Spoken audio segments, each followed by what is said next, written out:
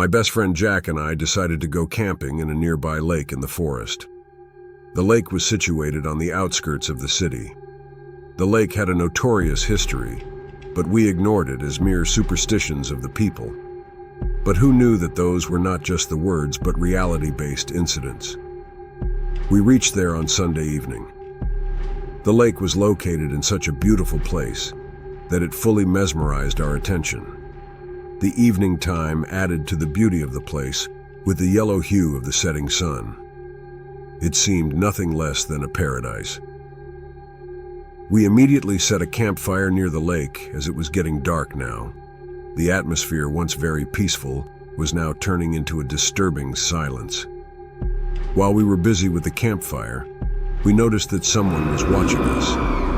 We tried to investigate what it was and found out that it was an old woman in a white dress with a very frightening appearance. We asked her what she wanted, but she didn't utter a single word. Sometimes she pointed her finger towards a little pit on one side of the forest, as if she was saying that she had lost something there. We went there and started digging.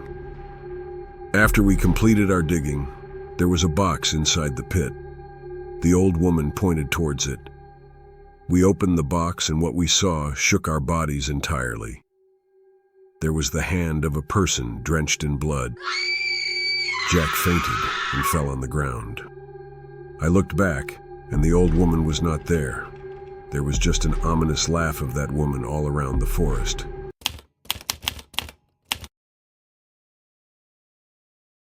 After the recent breathtaking incident, we decided to set up the camp so that we could sleep.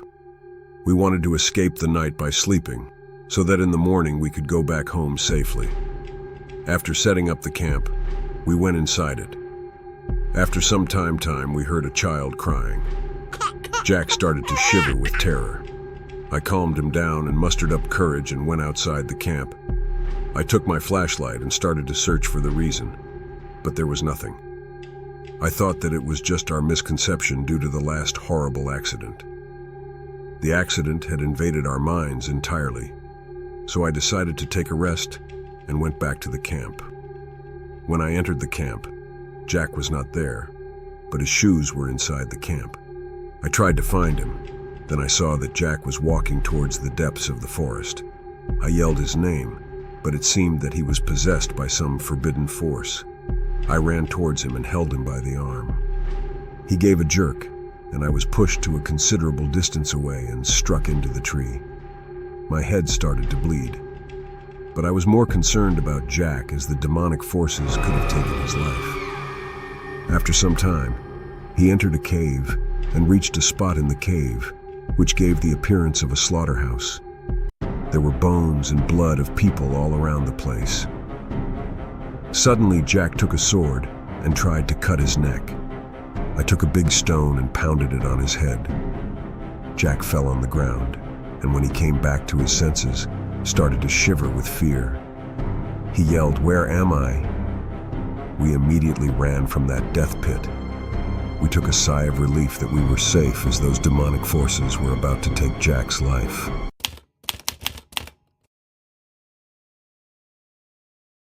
After we ran out of the cave, we decided to leave that forest as soon as possible. As it was still nighttime, and it was extremely dangerous to travel in this thick night, we continued somehow. I started to drive the car so that we could leave this place immediately. After some time, we found the road and were extremely happy that now we were out of danger. But after a minute or two, our car's engine became too hot, and there was smoke coming out of the engine. I got outside the car and lifted the bonnet to examine the reason, but all in vain. Jack tried to push the car and tried to start the car, but the engine still didn't respond. While we were struggling with the car, we heard howling of wolves coming from a distance. When we looked closely, we saw that a pack of fierce wolves were coming towards us. It seemed that the wolves would tear us apart.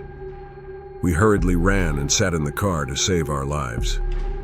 The wolves surrounded our car. It seemed that they would break our car's window and would enter the car. Jack tried to start the engine, and after trying for almost half an hour, he succeeded. We immediately rushed away from there. Wolves were still following us, but after some time they were out of sight. We took deep breaths, as now we were out of danger. Within 1 hour we reached back home safely. But the tragic incidents we experienced here will surely haunt us for the rest of our lives.